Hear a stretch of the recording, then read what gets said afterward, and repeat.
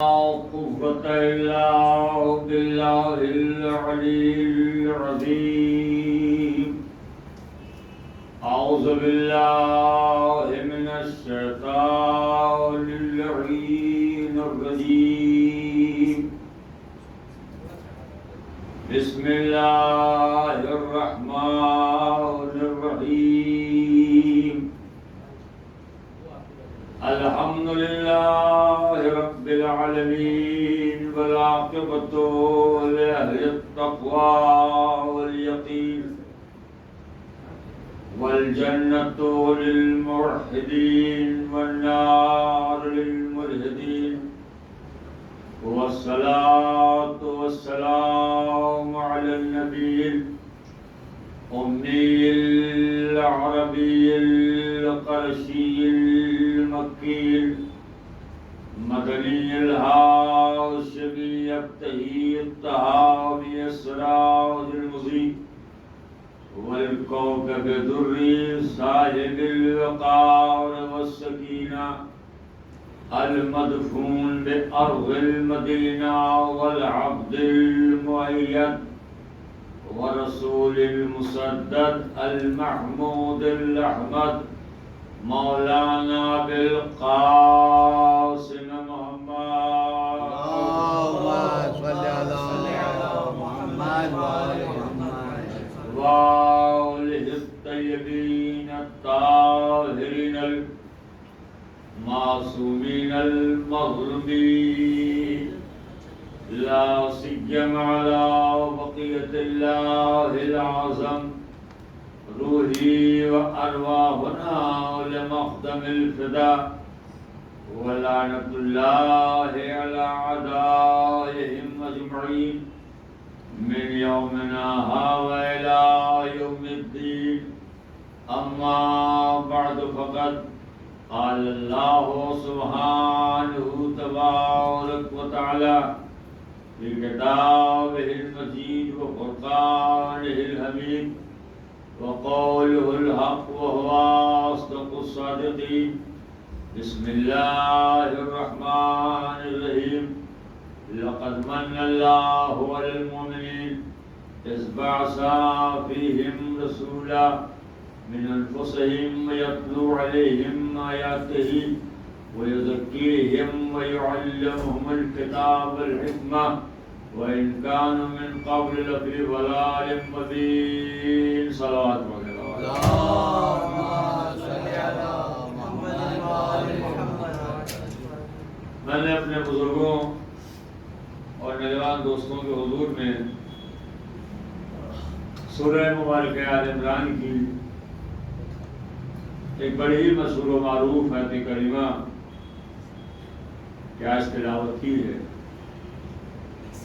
اور اس آیت میں خالق کائنات عظمت سرور کائنات کا اعلان کرتے ہوئے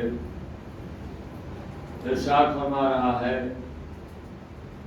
کہ ہم نے مومنین پر ایک احسان کیا کہ انہیں مومنین میں سے ایک کو رسول بنایا۔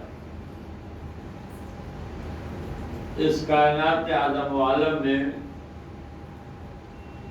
بے شمار انسان پائے جاتے ہیں، لاتعداد انسان پائے جاتے ہیں، اور اللہ نے ان تمام اپنے بندوں کو اور اپنے انسانوں کو لاتعداد اور بے شمار نعمتیں دی۔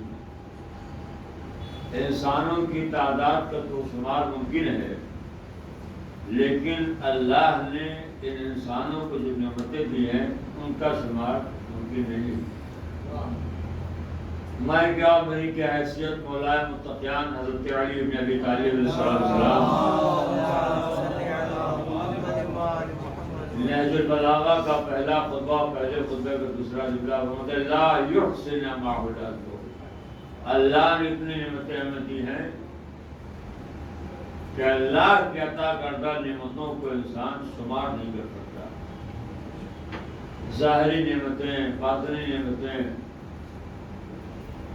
اور میں اکثر کرتا ہوں کہ ساری نعمتوں کو چھوڑیے، صرف انسان اپنے وجود کو غور کر لے۔ تو اگر ہم اور آپ اپنے وجود پر غور کریں گے تو سر تا قدم جو کچھ سب نعمت ہے. ہاتھ اللہ کی نعمت، آنکھیں اللہ نے دی نعمت، زبان اللہ نے دی نعمت، دماغ اللہ نے دی نعمت، دل اللہ نے دی نعمت، پیر دی نعمت. انسان اگر غور کرے تو سراپا نعمت ہے. جو کچھ ہمارے پاس سب نعمت ہے. بس احساس اس لیے نہیں کہ سب سلامت ہے. کیونکہ سب سلامت ہے اس لیے ہمیں ان کی قیمت کا احساس نہیں ہے.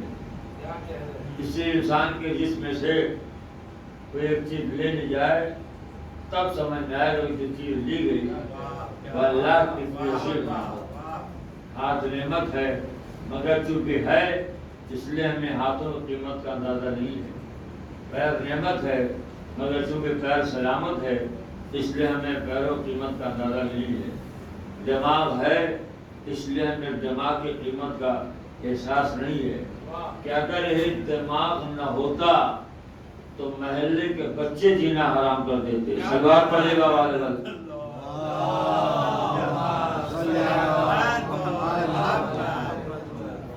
تو کیونکہ یہ ساری چیزیں ہیں اس لیے ہمیں قیمت کا احساس نہیں ہے. ان میں جو کوئی ایک چیز لے لی جائے تب سمجھ میں آئے کہ چیز لی گئی وہ اللہ کی تہذیب نعمت تھی. میں اکثر بات کو سمجھانے کے لیے مثال دیتا ہوں اور مثال یہ ہے کہ ہمارے جسم میں ایکسرسائز کا نام ہے انگوٹھا. ہم یہ سمجھتے ہیں کہ اگر اللہ ہمیں انگوٹھا نہ دیتا تو ہمارا ہر کام ہو جاتا. مگر میرا چیلنج ہے کہ اگر اللہ آپ کو اور ہمیں یہ انگوٹھا نہ دیتا تو ہم اپنے گریبان کے معمولی سے بٹن نہیں لگا سکتے. بغیر انگوٹھے کے استعمال کے آگے بٹن لگا لیں تو مجھ سے کہیے کہ میں نے لگا لیا. مگر بغیر انگوٹھے کے استعمال کے کوئی انسان اپنے اس گریبان کا چھوٹا سا بٹن نہیں لگا سکتا. تو کہیے تو میں خطیبوں کے انداز میں جملہ کہہ دوں معلوم یہ ہوا کہ انگوٹھا اللہ کی عظیم نعمت ہے جس نے ہم سب کو گریبانی سے بچا لیا. صلوات بر محمد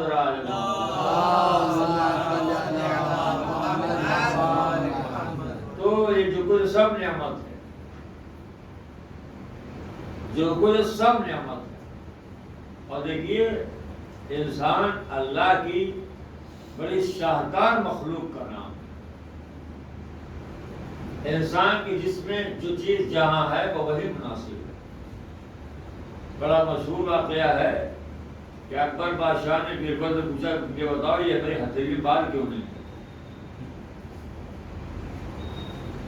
تو بیربل نے کہا کہ عزم حضور بات یہ ہے ہتھیلی میں بال آپ کے اس لیے نہیں ہے کہ چونکہ آپ ان ہاتھوں اس میں لوگوں کو عطا کرتے ہیں، دیتے ہیں، یہ دیتے دیتے ہتھیلی کے بال ہو گئے.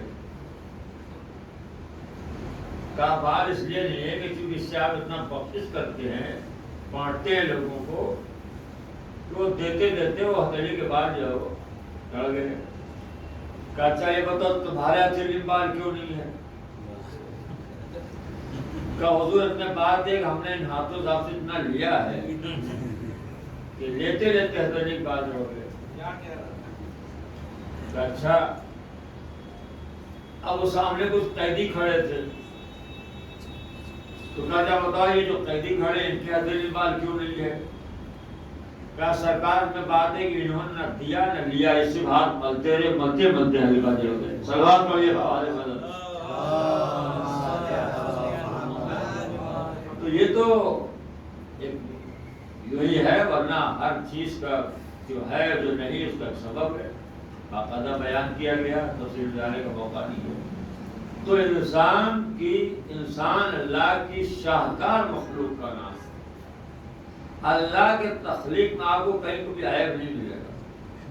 بے عیب خالق کا نام ہے خدا.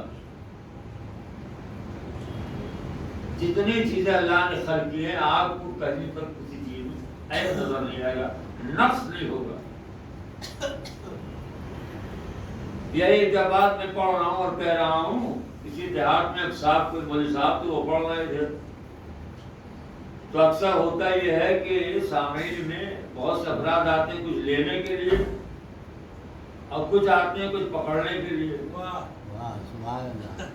کہ کچھ مل جائے اور بعد میں ہم عثمان کا کرتا بنا دیں. واہ واہ سبحان اللہ. تو اور آج کل کچھ زیادہ ہو رہا ہے، بڑی احتیاط سے ممبر پہ آنا پڑتا ہے. تو یہ صاحب تھے، وہ دیہات میں کہیں پڑھ رہے تھے کہ اللہ کی تخلیق میں کہیں کوئی عیب نہیں ہے، جو کچھ اللہ نے خلق کیا ہے بغیر تخلیق. تو ان کا اچھا آپ ممبر سے اتریے، میں آپ کو بتاؤں کہ اللہ کی تخلیق کہاں عیب و کہاں نہیں. خیر وہ اترے تو انہوں نے کہا آپ نے بھی فرمایا کہ اللہ کی تخلیق کو کوئی عیب نہیں ہے. بے شک، مگر میں آپ کو ایک دکھلاؤں گا. استغفار کیجیے، توبہ کیجیے. یہ کیسی آپ باتیں کرتے ہیں کچھ بھی بات. اللہ بے عیب خالق کا نام ہے، اس کے یہاں عیب تھوڑی اس کی تخلیق. ان کا میں دکھاؤں گا آپ کو. کہا نہیں بھائی آپ غلط کر رہے ہیں. کہا یہ چلیے میرے ساتھ. تو کسان آدمی تھے، دیہات کا واقعہ ہے، لے گئے اپنا کھیتوں میں. تو اتفاق سے انہوں نے کھیت میں کدو جو ہے وہ رکھا تھا. تو کہا یہ آپ دیکھ رہے ہیں؟ کہاں بالکل دیکھ رہا ہوں. کہ اس کا نام کیا؟ کدو ہے. کہیں کتنے کلو کا ہوگا؟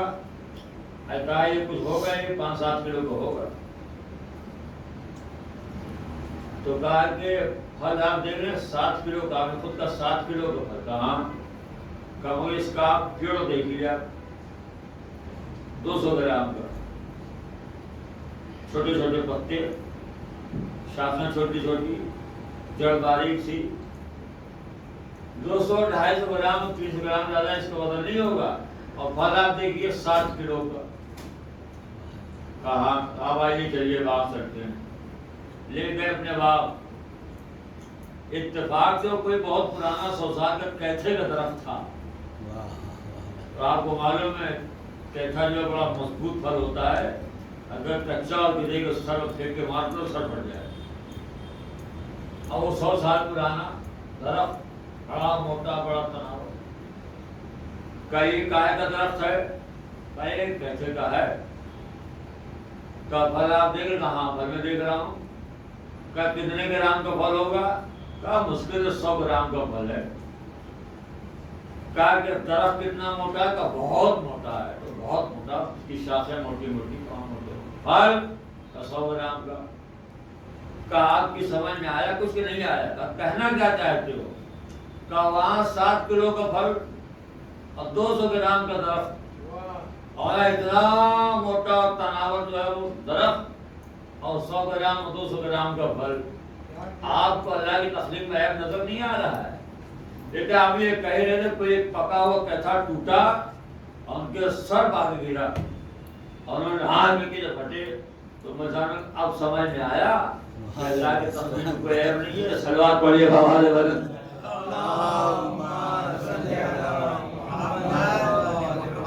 کو سمجھ میں آیا اللہ کی تخلیق میں کوئی عیب نہیں ہے. ذرا سوچا اگر یہ 100 گرام کا پھل 7 کلو کا ہوتا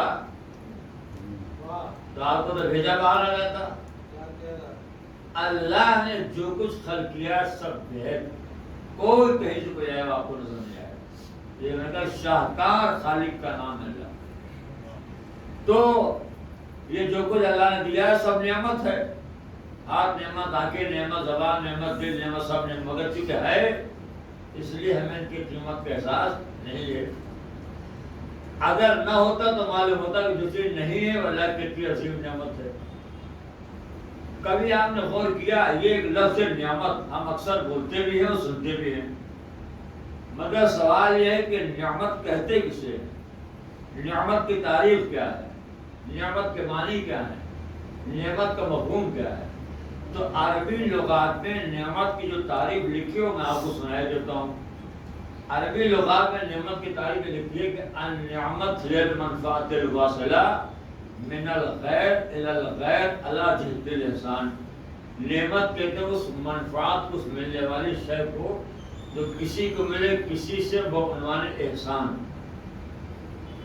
نعمت اس ملنے والی چیز کہتے ہیں جو کسی کو ملے کسی سے بعنوان احسان. یعنی نعمت کا تصور محال ہے بغیر احسان کی. اگر آپ کو کوئی دے رہا ہے اور دی جانے والی چیز نعمت ہے تو سمجھیے گا آپ کو درپردہ احسان کر رہا ہے. احسان نہ جتائے یہ اور بات ہے، مگر نعمت کہتے ہیں وہ شے کو جو بعنوان احسان ملے۔ نعمت اور احسان کے لازم ملزوم ہیں، جہاں نعمت وہاں احسان، جہاں احسان وہاں نعمت، کہتے ہی اس شے کو ہیں جو بعنوان احسان ملے۔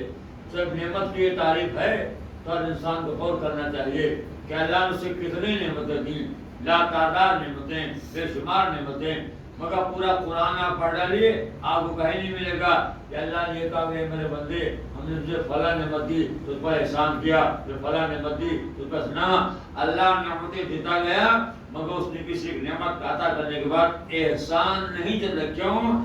اس لیے کچھ دے دینے کے بعد احسان جتلانے کمزوری کی علامت ہے۔ اللہ پڑھے محمد آئے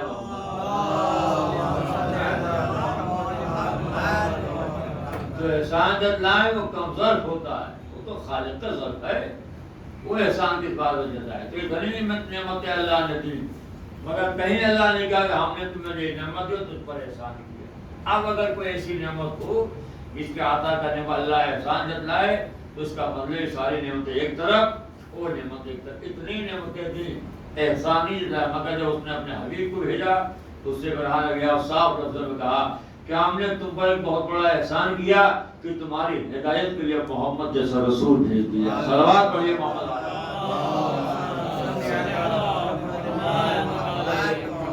تو اللہ نے بھیجا ہے، کیوں بھیجا؟ تاکہ دیکھو جو ہم نے نبی بھیجا ہے، جس بنا کے بھیجا ہے، اس کا کام ایک یتلو علیہم آیات۔ پہلا کام یہ کہ آیتوں کی تلاوت کرے، یزکیہم، لوگوں کے نفسوں کو پاک کرے، وَيُعَلِّمُ الْكِتَابَ وَالْحِکْمَةَ، کتاب و حکمت تعلیم دے گا۔ یہ اللہ مقصد بعثت بیان کر رہا ہے کہ ہم نے کیوں بھیجا ہے، کہ ہم نے بھیجا اس لیے کہ یہ آیتوں کی تلاوت کرے۔ اچھا ہم نے پڑھ دیا، آپ نے سن لیا، ایسا لگتا ہے کہ سرکار دو عالم کو اس عہد و زمانے میں آیتوں کو جو تلاوت کا حکم دے گی بہت آسان تھا، آسان نہیں تھا۔ آسان اس لیے نہیں تھا کہ جن لوگوں کے درمیان حضور قرآن پڑھنا تھا وہ لوگ قرآن کو اللہ کی کتاب نہیں مان رہے، اور انہیں اللہ کا نبی نہیں مان رہے۔ قرآن اللہ کی کتاب ہے، کافر کیا کہتے وہ سنیے، کہتے قالوا لولا نزل هذا القرآن اللہ رضی مما قریتنا عظیم، نہ یہ کتاب اللہ کی ہے تو نہیں ہے۔ کہ اگر اللہ کی کتاب ہوتی تو اللہ مکہ اور طائف کے کسی بڑے آدمی کو اتارتا۔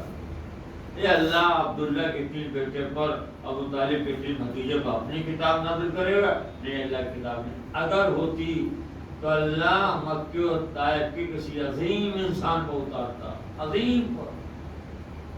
اللہ اپنی کتاب ان پر نازل کرے گا؟ اللہ کتاب ہے نہیں، اگر ہوتی تو کسی عظیم پر۔ تو اللہ نے کہا کہ کتنا خوبصورت جواب دیا کہ ایک کافر تمہارا مطالبہ عظیم پر، تو ہم نے قرآن عظیم ہی کو اتارا ہے، فرق صرف سمجھنے کا ہے۔ تمہاری نگاہ میں بڑا اور عظیم وہ ہے جس کے پاس سرمایہ ہے، اور ہماری نگاہ میں بڑا وہ جس کے پاس کردار ہے۔ صلوات پڑھیے محمد علیہ۔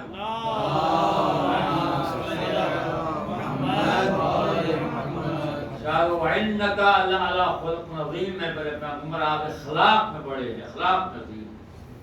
تو معلوم یہ ہوا کہ انسان اگر بڑا ہوتا ہے تو اخلاق میں بڑا ہوتا ہے۔ اخلاق اس ہے جو انسان کو بڑا ہو جاتی ہے۔ اگر انسان باکردار ہے تو محمد اور آل محمد کی نگاہ میں بڑا انسان ہے، اور اگر کردار نہیں، اخلاق نہیں ہے تو وہ کافروں کی نگاہ میں بڑا ہو سکتا ہے، اگر وہ رسول اور آل رسول کی نگاہ میں بڑا نہیں ہوگا۔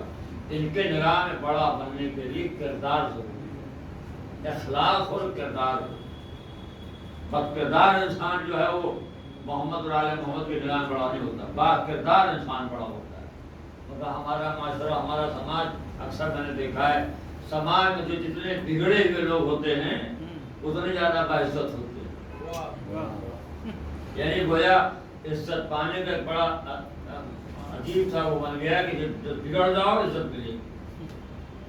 سماج میں جو جتنا بگڑا ہوا آدمی ہوتا ہے اتنے باعزت ہوتا ہے۔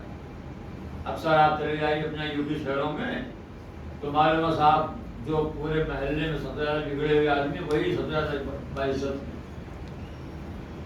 آگے معلوم سب کھڑے ہو گئے۔ السلام علیکم سب کھڑے ہو گئے. تو ہم نے کہا بھی آپ کیوں کھڑے ہوئے؟ آپ کو نہیں معلوم یہ بہت بگڑے ہوئے آدمی ہیں, گھٹیا آدمی ہیں, کیوں کھڑے ہوئے؟ تو کہا آپ کے سوال کا جواب بھی وہی تو آپ پوچھ رہے ہیں. اگر بگڑے نہ ہوتے تو خراب تھوڑی ہوتا. ارے اس لیے کہ بگڑے ہوئے.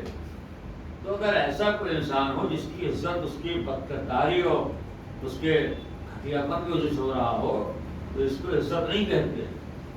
میں اکثر ایک مثال دیتا ہوں. بعض مثالیں ایسی ہیں کہ یوپی میں اچھی لگتی ہیں, شہروں میں اچھی نہیں لگتی, مگر مجبوری ہوتی ہے. دیہات میں ہو رہی ہو مجلس, اور گرمی کا زمانہ ہوتی ہیں, بڑی بڑی مجلسیں ہوتی ہیں دیہاتوں میں, اور آپ کو معلوم ہے گرمی کے زمانے میں بڑے زہریلے جانور ہوتے ہیں. معلوم ہو رہی مجلس, اور ایک کوئی سانپ, خطرناک سانپ آ گیا. اب جیسے آیا وہاں سب کھڑے ہو گئے. تو لوگ تو بعد ہم تو پہلے کھڑے ہو گئے. تو سانپ آیا سب کھڑے ہو گئے. اب اگر سانپ کے آنے پر لوگ کھڑے ہو جائیں اور حضرت سانپ یہ سمجھیں ہماری بڑی عزت ہو رہی ہے, تو اس کو عزت نہیں کہتے. چونکہ آپ کے بعد ڈسنے کا مادہ ہے, تو وہ ڈر کے جو لوگ کھڑے ہو گئے ہیں. تو اگر ایسا کوئی سماج میں انسان ہو جس کی عزت ڈر کی بنیاد پر ہو رہی ہو, تو للہ اس سے عزت نہ سمجھے. لوگ عزت کر کر کے جہنم سے قریب کر رہے ہیں. صلوات پڑھیے محمد علیہ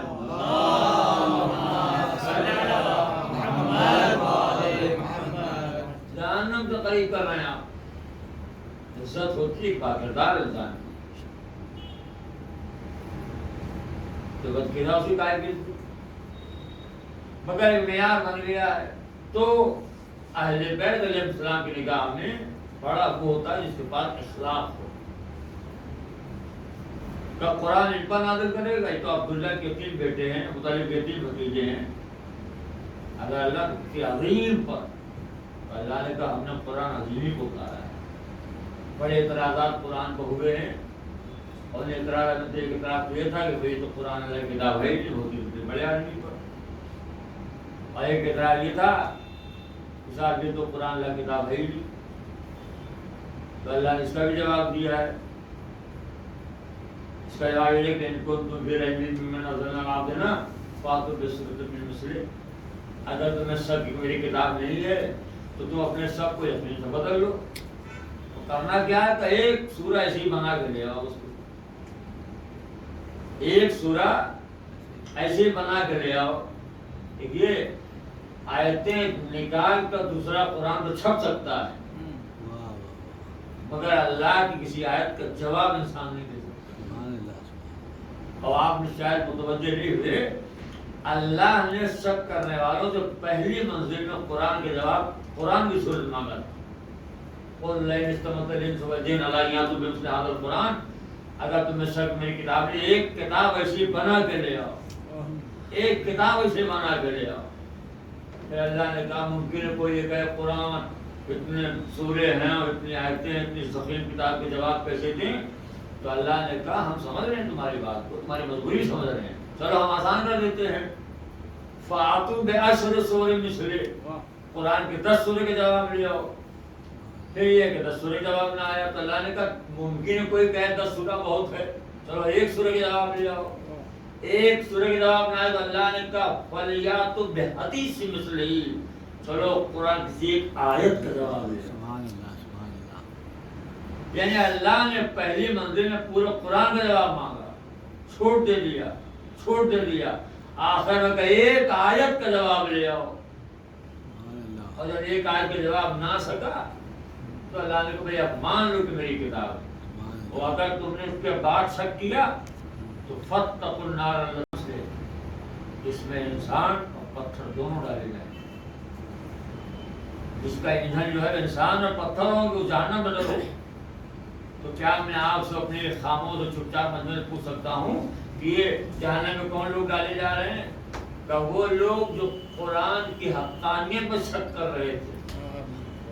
تو جو قرآن کی حقانیت میں شک کرے وہ تو جائے جہنم میں, اور جو اس صاحب کتاب کی نبوت شکر ہے جس پر کتاب اتری ہے بات پڑھیے محمد آل محمد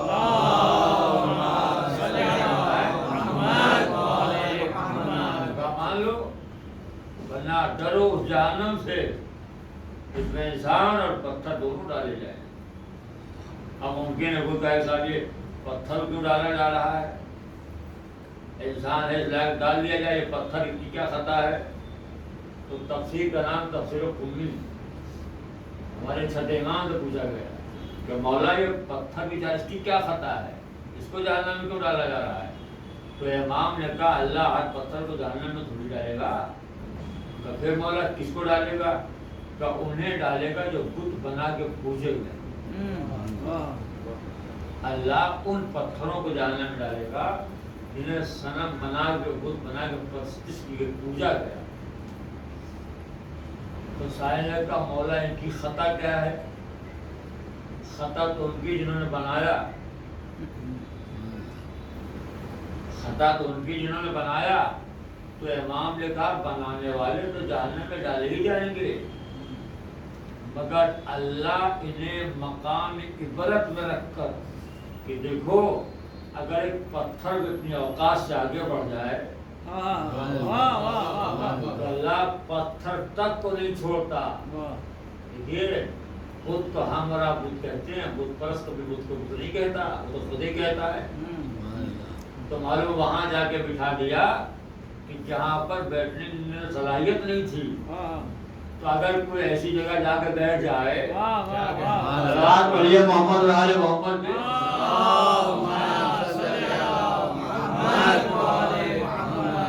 تو اللہ نہیں چھوڑے گا. کہا بنانے والے تو جہنم میں ڈالے, وہ بنانے والے تو بچ ہی نہیں سکتے, بنانے والے تو جہنم میں ڈالے ہی جائیں گے. اللہ انہیں مقام عبرت پر رکھتا. اور بنایا بھی تو کیسے کو بنایا؟ ایسے کو بنایا کہ جس نے بنانے والوں سے کہا کہ تم نے ہمیں بنایا اور ہم بن گئے, نہ تم بناتے اور نہ ہم بنتے. تم نے بنایا اور ہم بن گئے, نہ تم بناتے اور نہ ہم بنتے. تو تمہارے بنانے کی سزا یہ ہے کہ کبھی کبھی ہم راستہ بھول جاتے ہیں. اگر کبھی راستہ بھول جائے تو تم ہمیں صحیح راستے میں لگا دینا. کون کہہ رہا ہے؟ بننے والا. کس سے کہہ رہا ہے؟ بنانے والوں سے. تم نے بنایا ہم بن گئے, نہ تم بناتے نہ ہم بنتے. تو کبھی کبھی ہم راستہ بھول جاتے ہیں, اور جب راستہ بھول جائیں تو تم میں سے راستے لگا دینا. یعنی یہ راہبر ہے جو راہ رو سے ہدایت کی بھیک مانگ رہا ہے. تم نے بنایا ہم بن گئے, لیکن کبھی کبھی راستہ بھول جاتے ہیں. تو ہم سے لوگ پوچھتے بھائی وہ کس نے کہا؟ تو ہم نے کہا بھائی عمر گزر ہی نام نہیں لے رہا. کہا کہ تم نے بنایا ہم بن گئے, نہ تم بناتے نہ ہم بنتے. تو کبھی کبھی ہم راستہ بھول جاتے ہیں.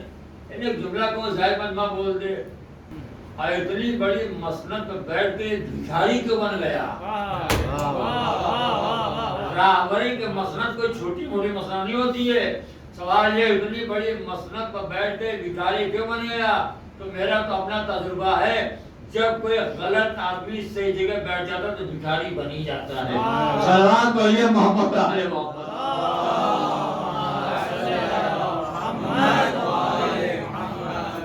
تم نے بنایا ہم بن گئے, اس لیے ہم نے انہیں نہیں مانا جنہوں نے بنانے والوں سے کہا تم ہمیں راستے پہ لگا دینا. ہم نے اس کو مانا جس نے بابا نے دوہر یہ کہا کہ زمین کی باتیں کیا پوچھتے ہو, آج کی باتیں پوچھو. تو تمہیں آج کی باتیں بتاؤں. مولائے کائنات نے نہج البلاغہ میں ہم نے تعارف کروایا کہ بنا احدت تم فی الظلماء, ہمیں سمجھو, ہماری معرفت حاصل کرو. ہدایتوں کی بنیاد اللہ نے ہم پر رکھی ہے. بنا اعتدیتم فی الظلماء، ہدایت کی بنیاد اللہ نے ہم پر رکھی ہے. اندھیروں سے نکال کر اجالے لانا ہمارا کام. تم تو پستی میں تھے، ظلمتوں میں تھے، اندھیروں میں تھے. یہ اجالے تمہیں کون لایا؟ میں لایا. طرف اور کیجیے گا، ہمارے بنا اعتدیتم فی الظلماء، اندھیروں سے نکال کر اجالے تک میں لایا.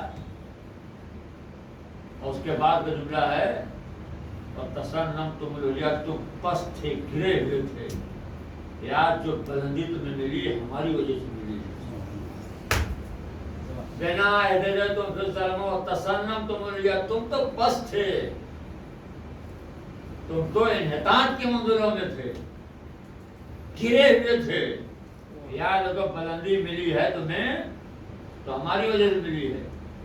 ہمارا کام ہے رہبری کرنا، ہمارا کام ہے ہدایت کرنا.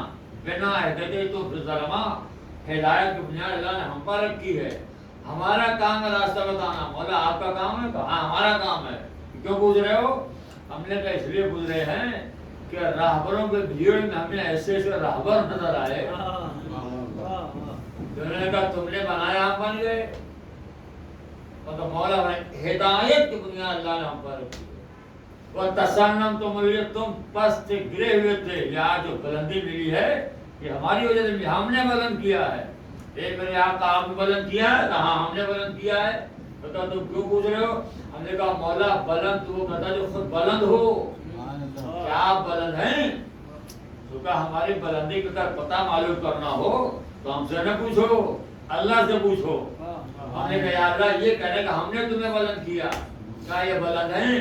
تو آج اپنی آواز قدرت ہے، اگر یہ بلند نہ ہوتے تو میں ان کا نام علی نہ رکھتا. محمد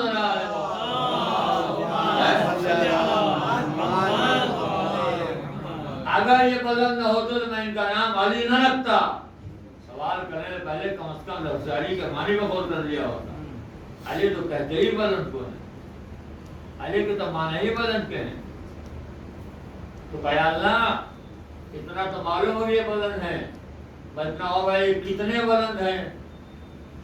اے میرے مولا یہ تو معلوم ہو کہ آپ بلند ہیں، کہ آپ کا نام علی ہے. بھائی اتنا اور بتا دیں آپ کتنے بلند ہیں. کہ اگر میری بلندی کا حد معلوم کرنا ہو تو ہم سے نہ پوچھو، کعبے کے پتوں سے پوچھو، نبی کے دوست سے پوچھو. محمد علی محمد.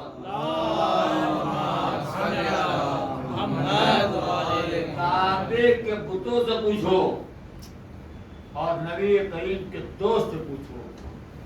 کعبے پہنچ گئے مولا کا بلندی دیکھنے کے لیے تو دیکھا کہ مولا کائنات کے قدم دو سے رہا تھے اور کعبے کو شکنی ہو رہی ہے. ارے جملہ پوچھا نبی نے، یا علی آج اپنے آپ کو بلندی کس منزل محسوس کر رہے ہو؟ تو مولا علی نے کہا اللہ کے نبی آج میں اپنے آپ کو منزل محسوس کر رہا ہوں. کہتا ہے چاہوں تو عرش کے تاروں کو چھو لوں. سبحان اللہ سبحان اللہ. اگر چاہوں تو عرش کے تاروں کو چھو لوں. یہ کوئی نیا واقعہ نہیں، آپ نے بارہ سنا ہوگا.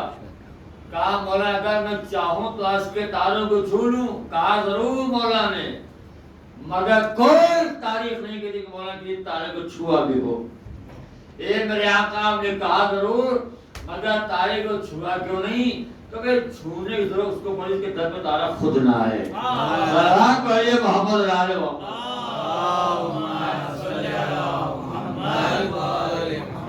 اس کے در پہ تارا خود نہ آئے. تو یہ ہے مولا کائنات.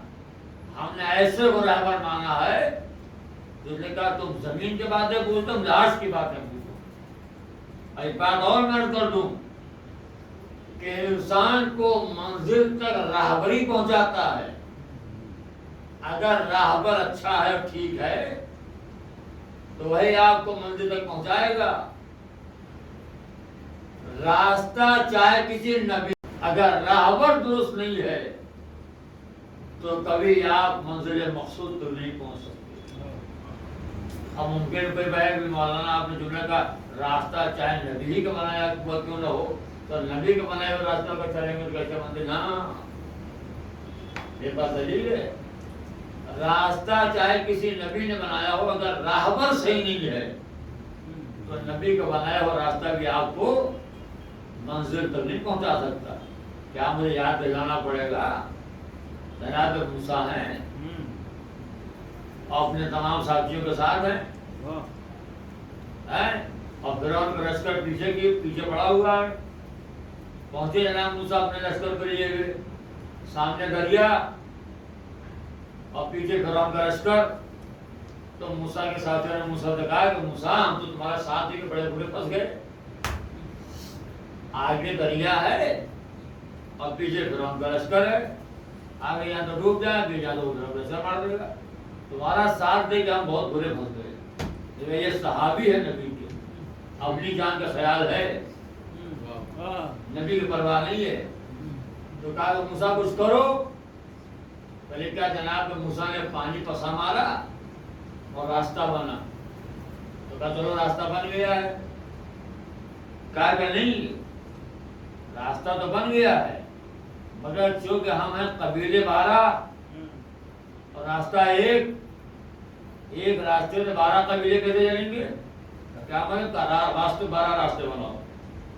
ضدی قوم تھی موسیٰ کی، 12 راستے بنائے۔ کہا چلو نہیں، کچھ ایسا کر دو موسیٰ کہ اپنے ایک دوسرے ساتھی کو دیکھتے ہوئے کوئی ڈوب تو نہیں رہا ہے۔ کیا موسیٰ نے کہا تو آگے بڑھو۔ تو لکھا ہے کہ جناب موسیٰ اپنے ان ساتھیوں کو لے کے راستے سے گزرے۔ اچھا ایک بات اور، انہی موسیٰ کے ساتھیوں میں سامری بھی ہے، آج نہیں کل سب کو گمراہ کر دے گا، وہ بھی ہے، یہ غور کریں آپ، وہ بھی ہے جو آج نہیں کل سب کو گمراہ کر دے گا۔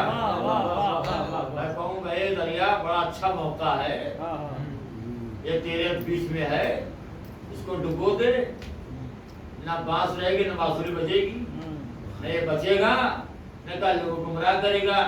تو آج اپنے دریا کی آواز دے کہ ڈبونے کے دل تو چاہتا ہے مگر کیا کریں، 2 معصوم نبیوں کی نگرانی میں گزر رہا ہے۔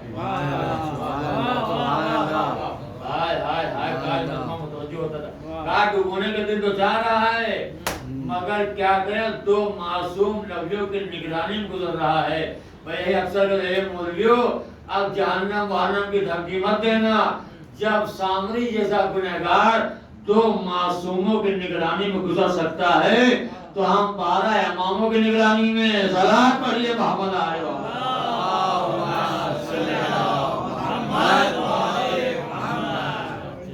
2 معصوموں کی نگرانی میں، اور یہاں 14 معصوموں کی نگرانی میں۔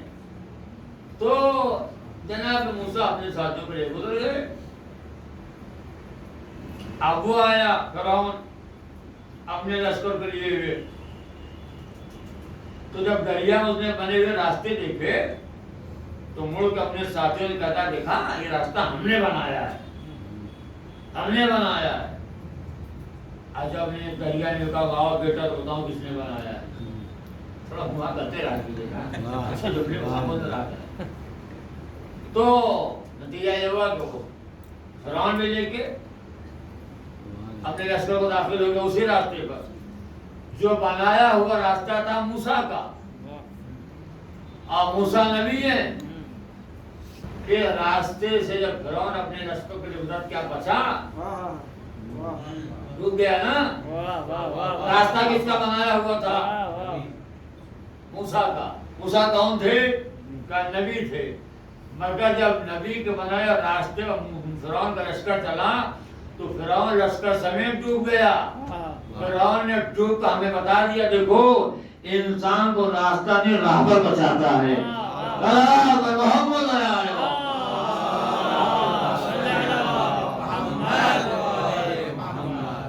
انسان کو راستہ نہیں بچاتا، راہبر بچاتا۔